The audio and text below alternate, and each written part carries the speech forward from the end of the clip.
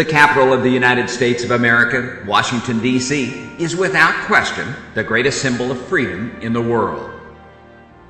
The city, designed by Major Pierre Charles L'Enfant in 1791, was America's first planned city.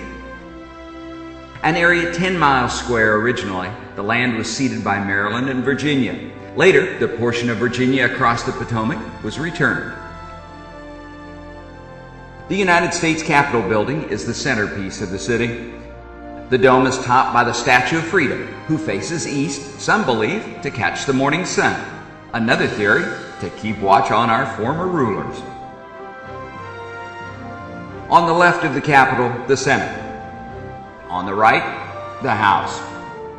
Flags above each indicate they're in session or not, as in this case. In front of the Capitol, General Grant, commander of the Union armies, faces west toward his commander-in-chief, President Lincoln. Since the government of the United States was moved to Washington, D.C., the city, specifically the Capitol building, has been the focus of countless exhibitions of free speech, both in dissent and agreement with government policy. It's America's preeminent forum. It's here on Memorial Day motorcyclists from across the country join in a demonstration of support and hope, not only to commemorate the sacrifices of United States servicemen and women, but also for those missing in action. Rolling Thunder began in 1988. Estimates for this year's rally, in excess of 400,000 motorcyclists. The procession begins in Virginia at the Pentagon, travels down Constitution Avenue to 3rd, crosses in front of the Capitol building, proceeding back up Independence Avenue. It's a moving event with surprisingly a lot of younger people here to show support.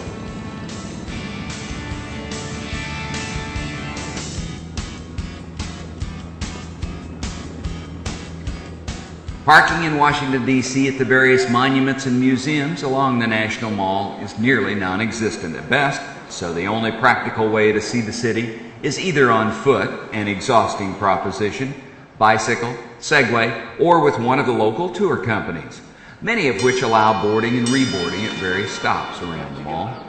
The guides on these tours are extremely knowledgeable and a great way to learn about Washington.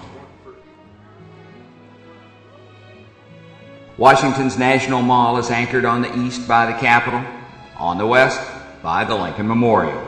Between and along both sides, monuments, memorials, and museums, and the White House to the north.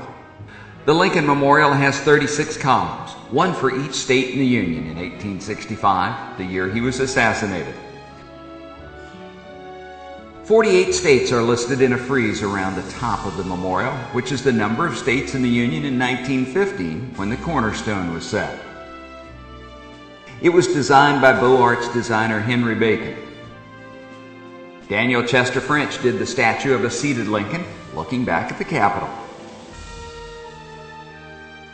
Halfway up the steps on the landing, where the marble steps begin, the place where Martin Luther King delivered his famous speech, "I Have a Dream," in the summer of 1963 during the Civil Rights marches in Washington. A turning point in this country's history. Tens of thousands of people around the reflecting pool listened, multiplied geometrically by television.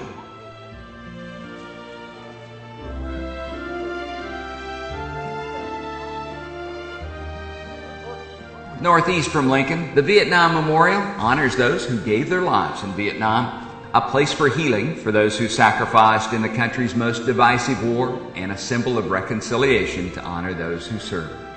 The arms of the wall point to the Washington Monument and the Lincoln Memorial. The names listed appear chaotic, but are listed as their death or MIA status was reported. Generally, those who served together and died together would be together on the wall. The black granite of the wall not only records the past, but images reflected from the wall are the present, mixing and healing with the past.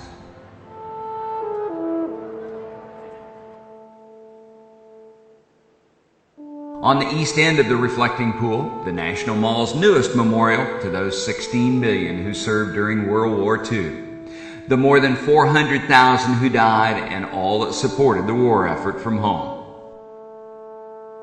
The defining event of the 20th century, the World War II Memorial, is symbolic of Americans' spirit, sacrifice, and commitment to their country.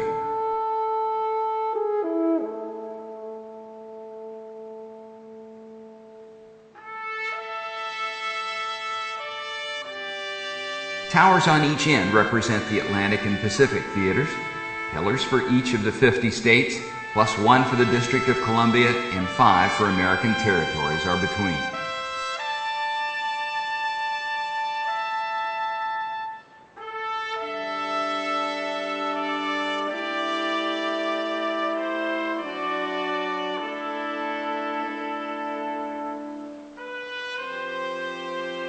Each of the 4,000 gold stars along the west wall represent 100 American lives lost.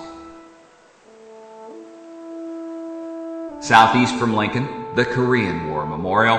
From 1950 to 1953, 1.5 million veterans returned from a war that many Americans viewed only as a conflict, without appreciation for their sacrifice and for those who didn't return.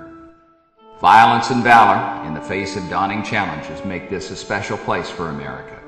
19 larger-than-life figures moving across a field reflected in a granite wall, bringing to life the remaining 19. 38 men for the 38th parallel, which divided Korea when the war began and still divides the peninsula. Freedom isn't free.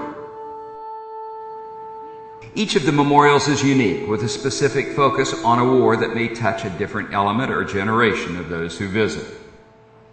For most, each memorial is a moving, emotional experience, regardless of the generation. Southeast a few blocks, the FDR Memorial. Franklin Delano Roosevelt served almost 4 terms, 11 years. 4 open-air galleries on the Cherry Tree Walk along the tidal basin honors one of America's bravest presidents. Stricken with polio, Roosevelt's mobility was severely challenged. The figure of the president in his wheelchair in the first room of his memorial is indicative of his courage.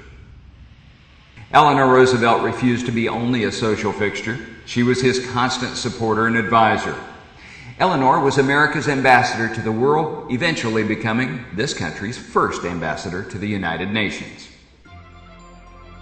Thomas Jefferson was one of America's first Renaissance men, a revolutionary, patriot, political philosopher, architect, musician, book collector, scientist, horticulturist, diplomat, inventor, and the 3rd President of the United States.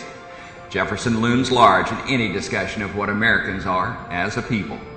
President John F. Kennedy recognized Jefferson's accomplishments when he told a gathering of American Nobel Prize winners that they were the greatest assemblage of talent in the White House since Jefferson had dined there alone.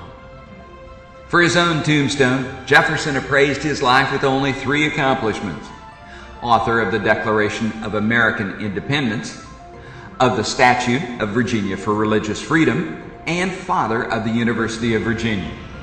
If you look to the right, you will get a spectacular view of the tidal basin. Isn't that water? It's